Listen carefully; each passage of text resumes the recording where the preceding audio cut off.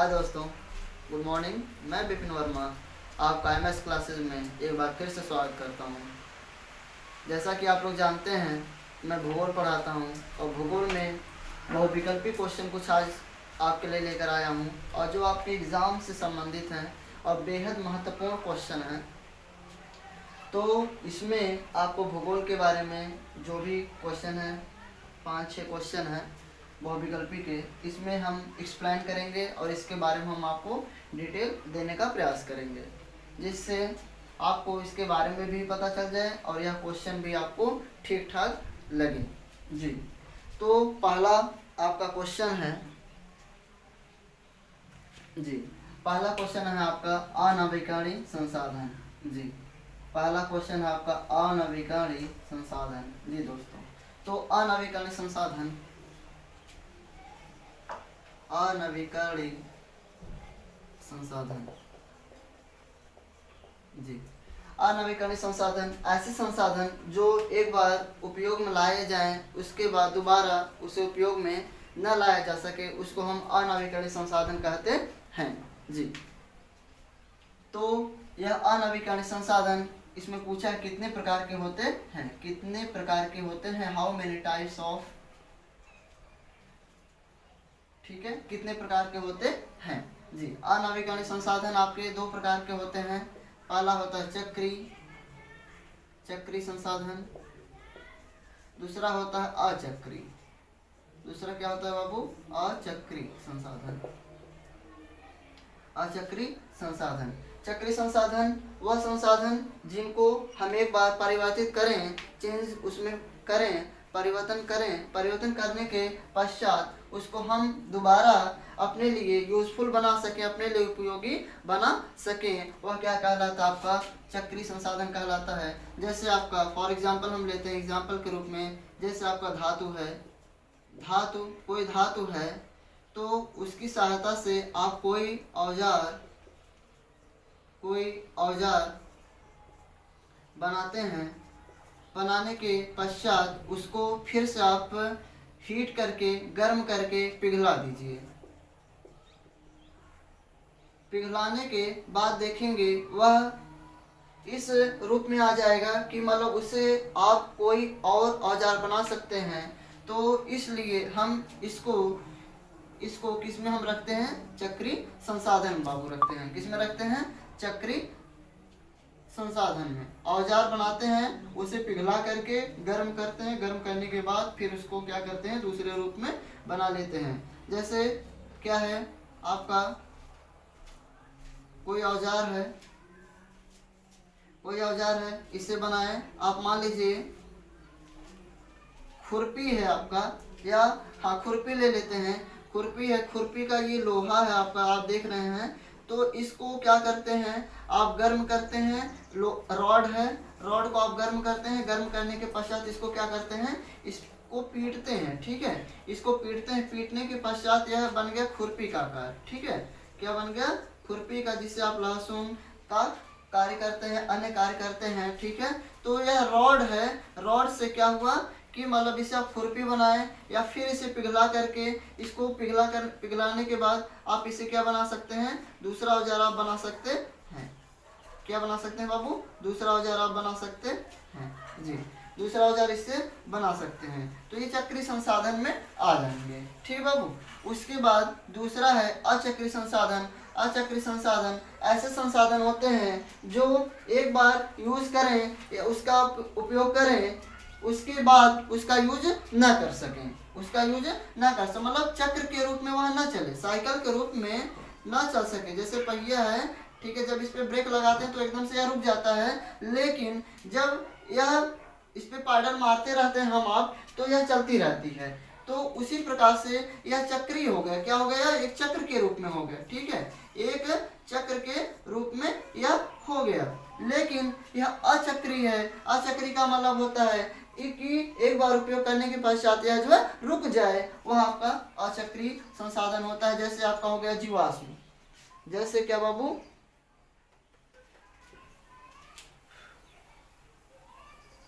जैसे आपका जीवाश्म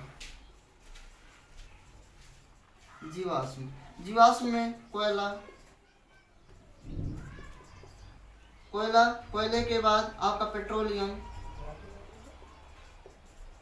पेट्रोलियम। तो ये क्या है, ये आपके अचक्री संसाधन है। एक बार आप अपनी बाइक में, एक बार आप अपनी बाइक में यदि से पेट्रोल को भरवाते हैं, भरवाने के बाद क्या होता है कि मान लो कुछ डिस्टेंस इसका लिमिट होता है, तो इतनी दूरी तय करने के पश्चात 1 लीटर, ठीक है बाबू, 1 लीटर आपका यह जो पेट्रोल खत्म हो जाता है जी। तो यह क्या है, एक बार खत्म हो गया, पुनः आपको दोबारा जाना पड़ेगा उसको भरवाने के लिए। ऐसा नहीं कि मतलब उसी में फिर आता रहेगा, नहीं, वह जो है एक बार खत्म हुआ फिर दोबारा वह जो है आप भरवाना पड़ेगा आपको। इसलिए इसको किस में रखते हैं बाबू, अचक्री संसाधन में रखते हैं। किस में रखते हैं, अचक्री संसाधन में। कोयला एक बार यूज किए, उसके बाद दोबारा इसका यूज आप नहीं कर सकते हैं। तो इस प्रकार से अनवीकरणीय संसाधन कितने प्रकार के बाबू होते हैं, 2 प्रकार के आपके होते हैं। कितने प्रकार के होते हैं, 2 प्रकार के। अनवीकरणीय संसाधन कितने प्रकार के, तो आप बताएंगे 2 प्रकार के जी। ये पहला क्वेश्चन हो गया आपका। फिर आते हैं हम दूसरे क्वेश्चन पर। जो दूसरा क्वेश्चन है वह क्या है, भारत में भूमि का कितना प्रतिशत प्रयोग में लाया जाता है। भारत का कितना प्रतिशत भूमि प्रयोग में लाया जाता है। तो सबसे पहले हम जानते हैं भारत कितना है, भारत का जो टोटल क्षेत्रफल है वह है कितना। यह क्वेश्चन आपके एग्जाम से रिलेटेड है और बहुत अच्छा क्वेश्चन है। जितने भी क्वेश्चन हैं सबका एक्सप्लेन हम दे रहे हैं, तो इन एक्सप्लेनों को ज़्यादा विशेष फोकस करेंगे, विशेष ध्यान देंगे जी। तो है आपका भारत में भूमि का कितना प्रतिशत प्रयोग में लाया जाता है। भारत का टोटल 100% में, ठीक है, 100% में आपका भारत, जैसे यह भारत है,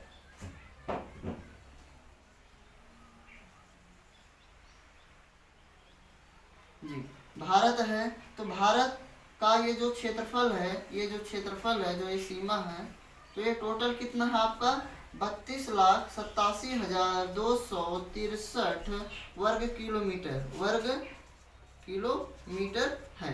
तो इसका 100% में केवल आप कितना यूज करते हो, आप 92.2%, मतलब 92.2% आप यूज करते हैं। कितना यूज करते हैं, इतना यूज करते हैं। उसके बाद 7.100 में से आप जो है 100 में से आप 92.2 घटाएंगे तो आपको मिलेगा कितना, यहाँ 8 आ जाएगा। उसके बाद यहाँ पर आपका यहाँ 9 में से 2 गए 7 बचा, ठीक है, यहाँ 9 हो गया, 9 0, मतलब 7.8% यह क्षेत्रफल कहाँ गया, यह क्षेत्रफल कहाँ गया। तो यह क्षेत्रफल बाबू इतना आप केवल कृषि के लिए यूज करते हैं और अन्य चीजों के लिए यूज करते हैं, और इतने में 7.5 या 8 मान लेते हैं। तो इसमें क्या है, हम लोग क्या करते हैं, यहाँ पे ग्लेशियर कहीं पे होता है, ग्लेशियर जी बाबू, ग्लेशियर होता है, पर्वत होते हैं, मरुस्थल भी आपका है। तो इस प्रकार से जो 7.8% है, इस रूप में इसको लोग यूज, मतलब प्राकृति इस रूप में इसका यूज कर लेती है, और केवल 92.2% हम जो है इसका यूज करते हैं।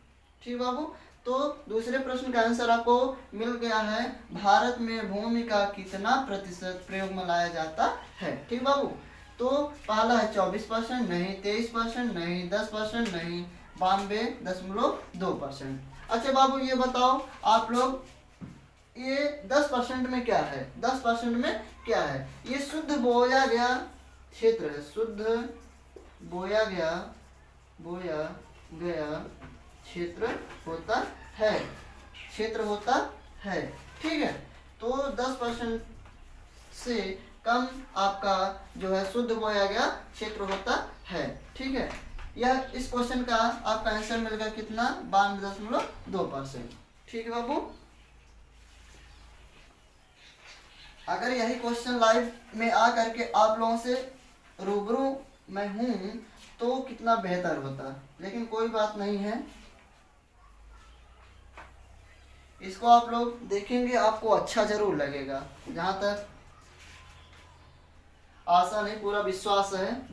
तीसरा क्वेश्चन आपका ये हो गया, दूसरा क्वेश्चन। तीसरा क्वेश्चन, देश में राष्ट्रीय वन नीति कब लाई गई, देश में राष्ट्रीय वन नीति, ठीक है, कब लाई गई। 1992 में लाई गई, 1989 में लाई गई, 1978 में लाई गई, तो 1952 में लाई गई। तो इसका आंसर क्या हो जाएगा आपका 1952 हो जाएगा। ठीक बाबू, जो देश में राष्ट्रीय वन नीति है 1952 में लाई गई। तो इसमें हम थोड़ा सा बताना चाहेंगे, 1952 में राष्ट्रीय वन नीति लाई गई, 1952 में राष्ट्रीय वन नीति लाई गई। उसके बाद आपका 1973 में, ठीक है, 1973 में क्या है आपका वन संरक्षण अधिनियम लाया गया। फिर 1992 में इसको जो है क्या कर दिया गया, लागू है जहाँ पे कर दिया गया। 1952 में केवल यह नीति बनाई गई और ऐसा फॉलो करने के लिए कंपलसरी नहीं कर दिया गया। हाँ, ये है कि मतलब आ गई है नीति। 1973 में फिर इसको वन संरक्षण पे लाया गया। फिर 1992 में फिर इस पे जो है इसको लागू कर दिया गया, सभी लोग इसका यूज करने लगे। ठीक है, तो 1952 में डी वाला जो ऑप्शन है, डी फॉर डेनमार्क, ठीक है, 1952 में आपका क्या है राष्ट्रीय वन नीति लगी। ठीक है, इस प्रकार से आपका तीसरा क्वेश्चन भी समाप्त होता है। इसके बाद आपका चौथा क्वेश्चन है, भूमि की विशेषताओं में शामिल है, भूमि की विशेषताओं में शामिल है। ठीक है, भूमि की विशेषताओं में क्या शामिल है, विशेषता क्या है, सीमित क्षेत्र, अनासवान, गतिहीन, ये सभी। अच्छा बताओ बाबू, क्या भूमि सीमित क्षेत्र है? हाँ, एकदम भूमि सीमित क्षेत्र है। क्या है, भूमि सीमित क्षेत्र है। ऐसा नहीं कि सारे स्थानों पर सभी जगहों पर आप केवल कृषि का कार्य करें, ये भी नहीं कि सभी जगहों पर आप केवल उद्योगी तकनीकी रूप से कार्य करें, नहीं, ऐसा नहीं है। ठीक है, इसलिए जो भी करें उसको सीमित रूप में करें। अनासवान, दूसरा पॉइंट है अनासवान। अनासवान का मतलब क्या है, अनासवान का मतलब बाबू होता है कि मतलब जिसका विनाश ना किया जा सके, जिसका विनाश ना किया जा सके, वह क्या कहलाता है बाबू, आपका अनासवान कहलाता है। ठीक है, यह हमें प्रकृति के द्वारा, इस क्वेश्चन में हम डबल क्वेश्चन बना देते हैं, यह हमें प्रकृति के द्वारा उपहार के रूप में मिला हुआ है। जो भूमि है यह कि आपसे क्वेश्चन करेगा कि प्रकृति ने हमें उपहार के रूप में क्या दिया है, तो वह कौन सी चीज है, तो आप बताएंगे बाबू कि भूमि है जो हमें प्रकृति ने क्या दिया है, उपहार के रूप में दिया है। ठीक है, तो यह क्या है, अनासवान है, प्रकृति के द्वारा दी गई है। गतिहीन, तीसरा पॉइंट है गतिहीन। गतिहीन में क्या है कि अच्छा आप बताओ, क्या पृथ्वी या भूमि जो आपके पास है वह चलती फिरती है, हमारे आपकी तरह क्या चलती फिरती है, आप बताओ। आप सोच रहे होंगे सर जी कैसा क्वेश्चन कर दिए, क्वेश्चन इसीलिए किए हैं कि मतलब यहाँ गतिहीन दिया है। गतिहीन का मतलब जो चल ना सके, गतिहीन का मतलब बाबू होता है जो चल ना सके, वही क्या है, गतिहीन है। मतलब जिसमें मोशन करने की क्षमता ना हो, मोशन मतलब गति करने की क्षमता ना हो, वह क्या कहलाता है, गतिहीन कहलाता है। उसके बाद यह चल फिर नहीं सकता, एक जगह अस्थायी होता है, इसको एक स्थान से उठा करके दूसरे स्थान पे हम नहीं ले जा सकते हैं। उसके बाद है ये सभी, तो ये सभी वाला क्वेश्चन का आंसर हो जाएगा बाबू। ठीक है, तो सीमित क्षेत्र भी है, अनासवान भी है, क्या है, भूमि है, और गतिहीन भी है, भूमि गति नहीं करती है। इसके बाद ये सभी है बाबू, क्या है, ये सभी है। ठीक है, तो इस प्रकार से डी फॉर डेनमार्क इसका भी हो गया। डी फॉर दिल्ली, जो हमारा कैपिटल है, हमारी राजधानी है, किसकी राजधानी, भारत की, जिसपे हम रहते हैं जी। इसके बाद है काली मृदा। काली मृदा वायु से आपको प्राप्त होती है बाबू, कि ग्लेशियर से प्राप्त होती है, ज्वालामुखी से प्राप्त होती है, नदियों से प्राप्त होती है जी। तो आपकी जो काली मृदा है वह ज्वालामुखी से प्राप्त होती है। ठीक है बाबू, ज्वालामुखी जब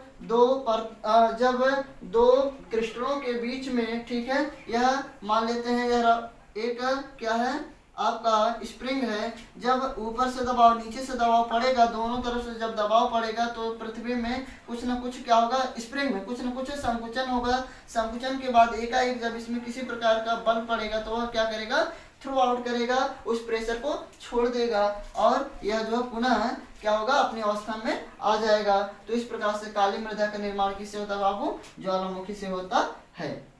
लास्ट और अंतिम क्वेश्चन आपके लिए, लाल पीली मिट्टी पाई जाती है बाबू, लाल पीली मिट्टी पाई जाती है। लाल पीली मिट्टी आप बताएंगे दक्कन के पठार में, मालवा प्रदेश में, ब्रह्मपुत्र घाटी में या थार रेगिस्तान में। ठीक बाबू, तो ये पाया जाता है मालवा प्रदेश में। इसका जो सही आंसर है वह मालवा प्रदेश है बाबू। ठीक, एक अंतिम क्वेश्चन है जिसको आपके लिए होमवर्क के रूप में रखेंगे, वह आपका क्वेश्चन है, चलिए क्वेश्चन हम आपको बता दिए हैं। वह क्वेश्चन था कि प्रकृति द्वारा उपहार के रूप में हमें क्या मिला है। वह प्रकृति ने हमें क्या दिया है, प्रकृति के द्वारा उपहार के रूप में हमें क्या मिला बाबू, भूमि मिला है, क्योंकि भूमि पे ही सारी क्रियाएं होती हैं। जी बाबू, इसको आप लोग देख लीजिएगा, इसमें कोई कठिन क्वेश्चन नहीं है, सब सिंपल क्वेश्चन है। इस पर आप लोग विशेष ध्यान दीजिएगा, जो आपको एक्सप्लेन हमारे द्वारा बताया गया है उस पर भी ध्यान दीजिएगा। ठीक है, इस क्वेश्चनों पर ध्यान ज़्यादा न दे करके बल्कि एक्सप्लेनेशन पे भी ध्यान दे दीजिएगा थोड़ा सा, उसके बाद जो है। और चलिए ठीक है, तो हम अब क्वेश्चन समाप्त हो गया, तो हम मिलते हैं नेक्स्ट टॉपिक में और नेक्स्ट और एक और ऊर्जावान एनर्जी के साथ। Thank you so much for this Singh this class.